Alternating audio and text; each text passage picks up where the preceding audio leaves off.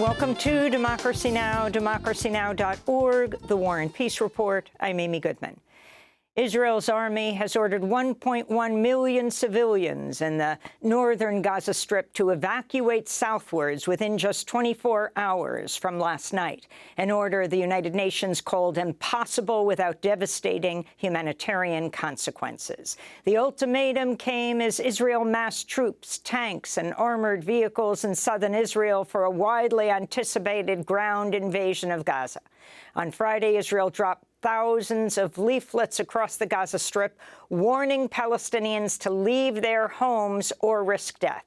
The Norwegian Refugee Council condemned what it called the collective punishment of countless civilians, among them children, women, and the elderly, which it said would amount to the war crime of forcible transfer, unquote.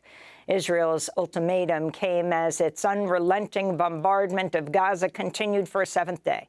This is 14-year-old Janan Al-Attar, whose uncle was killed and whose family was left homeless by Israeli airstrikes. It was my sister's wedding, and we were making sweets when the airstrike started. So we left the house. We were packed on top of each other in the car, and we drove directly to the school here. But living in the school is not nice. And my uncle went back to the house, and they bombed it while he was there, and he was killed. Health officials in Gaza say at least 1,500 Palestinians have been killed by Israeli strikes, including 500 children. Israel reports it dropped 6,000 bombs on Gaza during the first 6 days of the assault. Hospitals are overwhelmed with the wounded and dead and increasingly rationing fuel to operate life-saving medical equipment.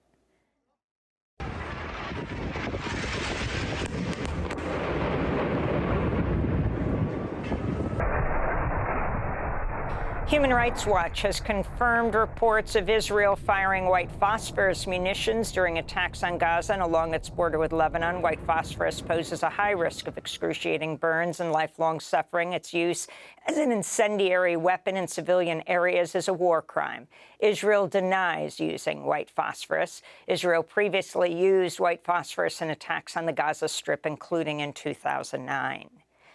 Thousands of residents of southern Lebanon have fled their homes near Israel's border amidst fears that cross-border skirmishes between Israel and Lebanese militants could escalate into a war. The exodus continued Thursday as Iran's Foreign Minister Hossein Amir Abdullahian traveled to Beirut, where he met with Hezbollah leader Hassan Nasrallah.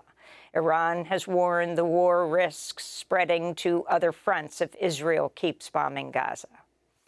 Hamas's armed wing, the Al-Qassam Brigade, says 13 of the hostages it took during its weekend attack in southern Israel were killed by Israeli strikes on Gaza over the past day. Meanwhile, Israeli relatives of those slain and kidnapped by Hamas are reeling from the ongoing tragedies. This is Anat Moshe Shoshani, whose grandfather was killed and grandmother taken hostage by Hamas during a raid on their home at their Nir Oz kibbutz. She's a 72-year-old woman. She's sick. She has heart issues. She watched her husband die right in front of her. And right after, they got her on the motorcycle. And she had to hold the terrorist that just murdered her husband. They were together for over 50 years. They built the kibbutz with their own hands. Hamas has killed over 1,300 Israelis and taken about 150 hostages. U.S. Secretary of State Antony Blinken visited Jordan today for talks with King Abdullah and Palestinian Authority President Mahmoud Abbas. Blinken will also visit Qatar, Bahrain, Saudi Arabia, the United Arab Emirates, and Egypt over the weekend as he looks to secure the immediate release of hostages held by Hamas. His trip came after U.S. Defense Secretary Lloyd Austin said the Pentagon is not placing any conditions on its weapons shipments to Israel. This is a professional military led by professional leadership, and we would hope and expect that they would do the right things in the prosecution of their campaign. Austin spoke Thursday from NATO headquarters in Brussels. Today, he's in Tel Aviv, where he pledged ironclad U.S. support for Israel during a press conference with Defense Minister Yoav Gallant. The French government has banned all rallies in response to the Israeli bombardment and total blockade of Gaza. On Thursday, police in Paris used tear gas and water cannons against pro-Palestine protesters who gathered despite the prohibition. Unfortunately, we were not able to protest properly because the demonstration was banned, while those in favor of the Israeli cause were authorized. This is not normal under the rule of law. In the United Kingdom, activists have vowed to take legal action if officials ban the Palestinian flag. British Home Secretary Suella Braverman has urged police forces to use the full force of the law against protesters waving the Palestinian flag, which she said may not be legitimate if it's found to be a sign in support of, quote, terrorism. In Australia, human rights defenders are warning of the government's escalating repression against actions in support of Palestine. New South Wales Acting Police Commissioner Dave Hudson said officers won't need a reasonable cause to search protesters who attend marches planned in Sydney this weekend.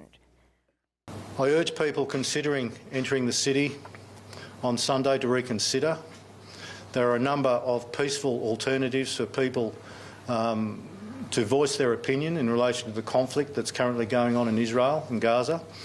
Here in New York, Columbia University closed its campus to the public Thursday in response to two separate demonstrations led by pro-Palestine and pro-Israel student groups. In Massachusetts, the names and photos of several Harvard students who signed a pro-Palestinian letter were displayed on a billboard truck on campus Wednesday with a banner that read Harvard's leading anti-Semites. Some of their names and personal information were also posted online. They were doxed. That action was organized by the ultra-conservative nonprofit Accuracy in Media. The U.S. House of Representatives remains without a speaker. On Thursday, Republican Congress member Steve Scalise dropped out of the race to replace the ousted Speaker Kevin McCarthy after 16 Republicans said they would not vote for Scalise. Supporters of Ohio Congressman Jim Jordan are rallying to shift their party's support to Jordan, who founded the far-right House Freedom Caucus and currently chairs the Judiciary Committee. White House Press Secretary Karine Jean-Pierre addressed the congressional turmoil Thursday. What we're seeing is certainly shambolic chaos that we're seeing over there on the other side of Pennsylvania Avenue, and they need to get their act together. There's a lot of work that needs to be done on behalf of the American people. It looks like former House Speaker Kevin McCarthy is also back in the running for his old seat. House legislative business is at a standstill until a new speaker is elected. This includes a bill to keep the government open beyond November 17th and military funding for Israel and Ukraine. Prosecutors have announced an additional corruption charge against New Jersey Democratic Senator Bob Menendez and his wife, Nadine. The superseding indictment accuses the couple of conspiring to have the senator act as an unregistered agent of the Egyptian government while Menendez was chair of the Senate Foreign Relations Committee. The indictments allege Menendez worked to aid Egyptian officials by ghostwriting a letter to fellow senators urging they lift a hold on $300 million of U.S. military aid to Egypt. Menendez is also accused of passing along classified information to Egyptian officials, including details about employees at the U.S. Embassy in Egypt. In Colorado, an Aurora jury convicted police officer Randy Redeema of criminally negligent homicide while acquitting officer Jason Rosenblatt in the 2019 killing of Elijah McClain. 23-year-old McClain, a black man, was walking home from a store when he was tackled by police, placed in a carotid hold, and later injected with the powerful sedative ketamine. Elijah's outraged mother, Shanine McClain, told reporters as she left the courtroom, quote, "This is the divided states of America, and that's what happens," unquote. Sentencing for Redeema, scheduled for January, faces up to 3 years in prison. A third officer and 2 paramedics have also been charged and are awaiting trial. And talks between striking actors and Hollywood studios have been suspended as the two parties remain at loggerheads. SAG-AFTRA said it was presented with an offer that was, quote, shockingly worth less than they proposed before the strike began, unquote. Unionized actors said they will continue fighting for a fair contract despite the setback. This is negotiating committee member Jason George. Look, we're storytellers, so this is the part of the movie where the hero gets knocked down and you think they're out. And this is the part where you double down and you come back and win the day. We all know that and we all believe that in our hearts. So, look, we're actors. We get rejected multiple times a day. We get rejected for stuff we didn't even know we were up for. So our ability to withstand rejection, to withstand adversity, and to stay resilient is more than I would say virtually anybody else in this town. And those are some of the headlines. This is Democracy Now!, democracynow.org, The War and Peace Report. I'm Amy Goodman.